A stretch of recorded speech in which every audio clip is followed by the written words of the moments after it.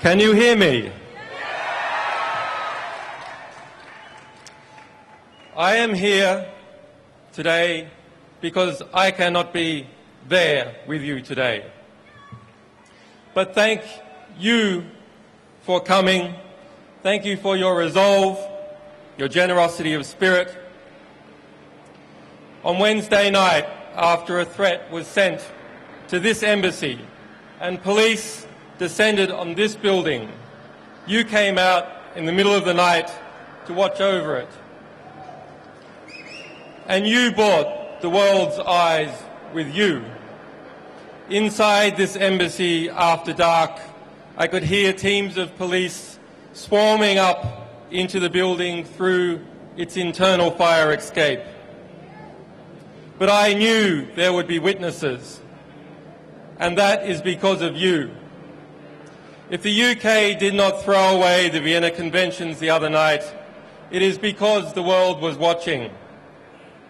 And the world was watching because you were watching. So the next time somebody tells you that it is pointless to defend those rights that we hold dear, remind them of your vigil in the dark before the Embassy of Ecuador.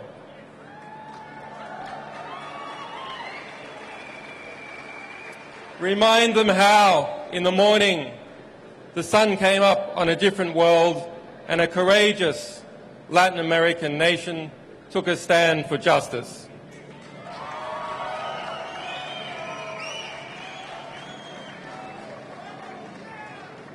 And so to those brave people, I thank President Correa for the courage he has shown in considering and in granting me political asylum.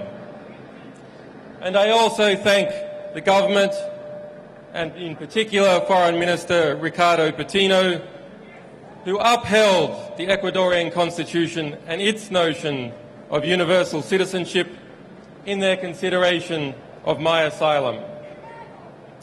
And to the Ecuadorian people for supporting and defending this Constitution. And I also have a debt of gratitude to the staff of this embassy, whose families live in London and who have shown me hospitality and kindness despite the threats we all received.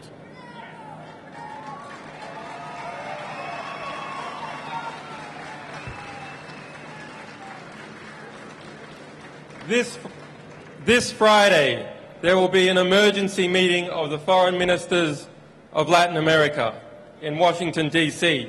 to address this very situation.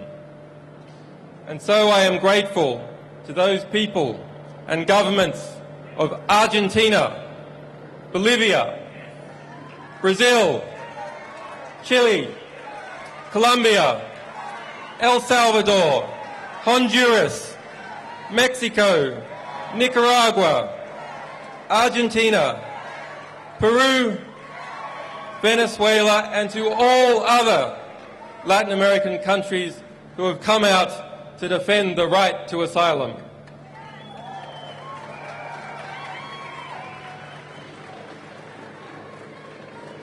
And to the people of the United States, the United Kingdom, Sweden and Australia, who have supported me in strength even when their governments have not.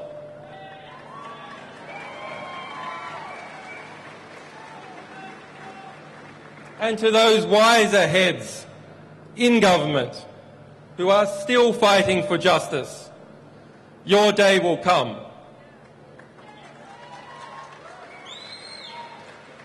To the staff, supporters and sources of WikiLeaks, whose courage and commitment and loyalty has seen no equal.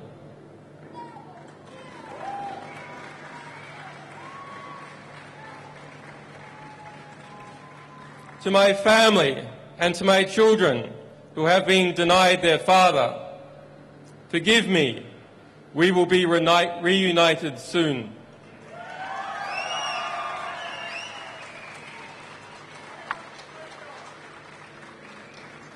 As WikiLeaks stands under threat, so does the freedom of expression and the health of all our societies.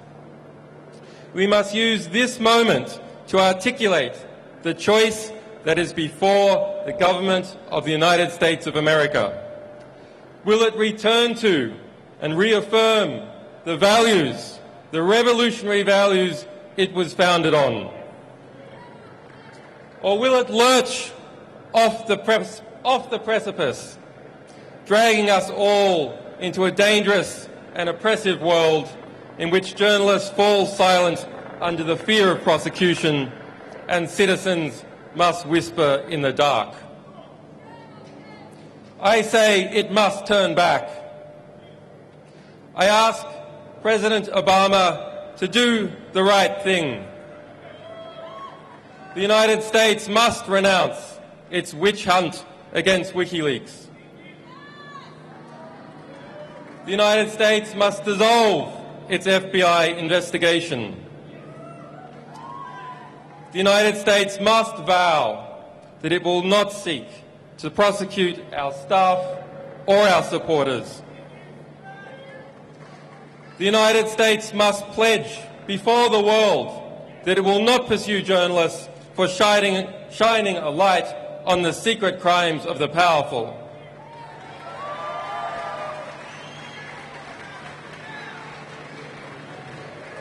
There must be no more foolish talk about prosecuting any media organisation, be it WikiLeaks or be it the New York Times.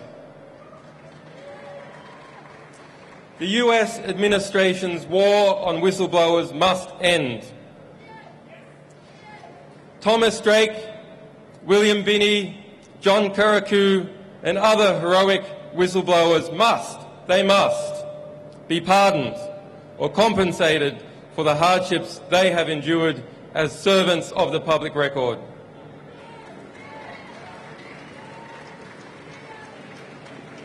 And to the Army private who remains in a military prison in Fort Leavenworth, Kansas, who was found by the United Nations to have endured months of torturous detention in Quantico, Virginia, and who has yet, after 2 years in prison, to see a trial, he must be released. Bradley Manning must be released.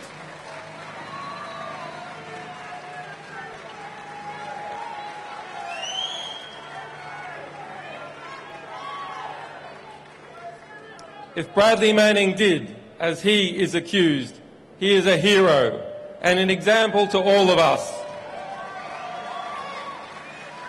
and one of the world's foremost political prisoners. Bradley Manning must be released. On Wednesday, Bradley Manning spent his 815th day of detention without trial. The legal maximum is 120 days. On Thursday, my friend Nabil Rajab, president of the Bahrain Human Rights Centre, was sentenced to 3 years in prison for a tweet. On Friday, a Russian band was sentenced to 2 years in jail for a political performance. There is unity in the oppression. There must be absolute unity and determination in the response. Thank you.